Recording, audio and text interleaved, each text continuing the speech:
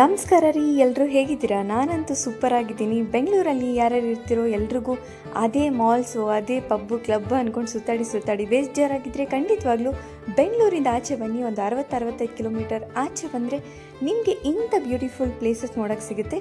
ಹಾಗಾಗಿ ನಾವಿವತ್ತು ಸಂಡೇ ಅಂತ ಹೇಳಿ ಮಂದಾರಗಿರಿ ಹಿಲ್ಸಿಗೆ ಬಂದಿದ್ದೀವಿ. ಬೈಕ್ ರೈಡಲ್ಲಿ ಬನ್ನಿ ಫ್ರೆಂಡ್ಸ್, ಸಕ್ಕತ್ತಾಗಿ ಎಕ್ಸ್ಪೀರಿಯೆನ್ಸ್ ಮಾತ್ರ ಸಕ್ಕತ್ತಾಗಿ ಸಿಗುತ್ತೆ. ಸೊ ನಾವು ಕೂಡ ಬೈಕ್ ರೈಡಲ್ಲೇ ಬಂದಿದ್ದು. ಎಕ್ಸ್ಪೀರಿಯೆನ್ಸ್ ಮತ್ತು ಎಕ್ಸಲೆಂಟ್ ಅಂತ ಹೇಳ್ಬೋದು. ಮೈಂಡ್ ತುಂಬಾ ರಿಫ್ರೆಶಿಂಗ್ ಆಗುತ್ತೆ. ವಾರ ಪೂರ್ತಿ ವರ್ಕ್ ಮಾಡಿಕೊಂಡು ಈ ಥರ ಒಂದು ಸತಿ ಡೇ ಔಟ್ ಬಂದರೆ ಖಂಡಿತವಾಗ್ಲೂ ತುಂಬ ಚೆನ್ನಾಗಿರುತ್ತೆ.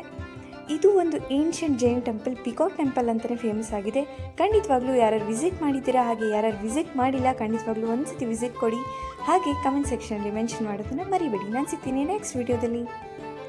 ಬಾಯ್.